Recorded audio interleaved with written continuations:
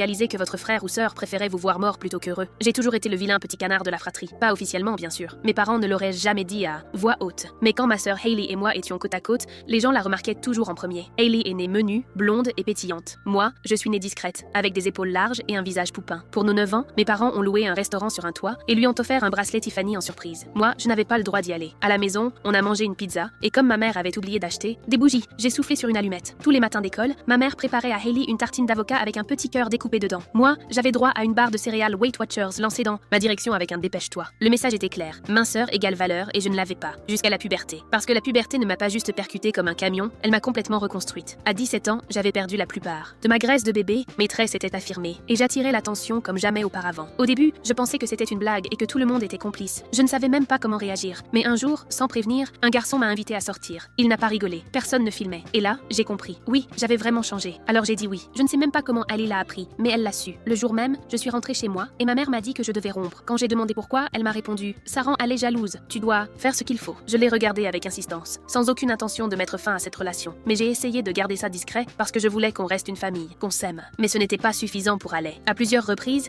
elle a volé mon téléphone pendant que je dormais pour envoyer des messages à mon copain, en se faisant passer pour moi, lui demandant s'il voulait passer la nuit avec la meilleure des deux. Elle a même tenté de lui faire croire que je l'avais trompé. Évidemment, ces mensonges n'ont jamais fonctionné, mais elle ne lâchait rien. Puis est arrivé notre anniversaire de 2 mois. Je portais une robe noire qui me faisait vraiment me sentir jolie, et même notre mère m'a dit que j'étais belle. Ali est restée silencieuse toute la semaine. Puis elle a craqué. J'étais en train de faire du vélo le matin quand j'ai compris que les freins ne fonctionnaient plus. Un gros camion est passé à côté, et mon cœur s'est arrêté. J'ai vraiment cru que j'allais mourir, et j'aurais pu si je n'avais pas réussi à diriger mon vélo vers un champ à proximité. J'ai tout de suite su que c'était Hailey, mais je n'étais ni en colère, ni triste, juste terrifiée. J'ai couru chez moi aussi vite que possible, et je les ai trouvées toutes les deux dans le salon. Hailey, espèce de folle, tu aurais pu me tuer. Elle a juste esquissé un sourire, mais j'ai vu une ombre d'inquiétude sur le visage de ma mère. Alors j'ai continué. Maman, Hailey a saboté les freins de mon vélo. J'aurais pu mourir. Les larmes coulaient sur mon visage, mais elle restait impassible. Maman, tu t'en fiches? Et puis elle a fini par parler. Léa, dégage de chez moi. Je suis restée là, la bouche entrouverte, pendant une bonne minute. Elle n'a rien ajouté. Elle a juste appelé ma tante et lui a dit que j'allais venir chez elle pour un bon moment. À ce moment-là, j'étais trop en colère pour continuer à pleurer. J'ai fourré quelques vêtements et mon chargeur dans un sac plastique et j'ai claqué la porte pour monter dans l'Uber qui m'attendait. J'étais glacée, mais 5 minutes plus tard, j'ai tout pardonné à ma mère parce que c'est là qu'elle m'a appelée. Ma chérie, je suis désolée, mais c'est plus sûr comme ça. Elle chuchotait, sa voix tremblait. La jalousie de ta sœur est devenue incontrôlable. Il se trouve qu'une semaine plus tôt, quand ma mère m'a complimenté, Hailey a saboté les freins de sa propre voiture. Ma mère avait trop peur d'aller voir la police parce que Ali avait menacé de se suicider si quelqu'un appelait les autorités. Et soudain, tout s'est éclairé. Je pouvais entendre dans sa voix qu'elle regrettait la manière dont elle avait élevé Ali, mais pas moi. Parce que Ali pensait maintenant qu'elle était intouchable, que rien ne pouvait l'atteindre, que j'étais l'autre, la moins bien. Et j'allais lui montrer à quel point la force de l'être, sous-estimée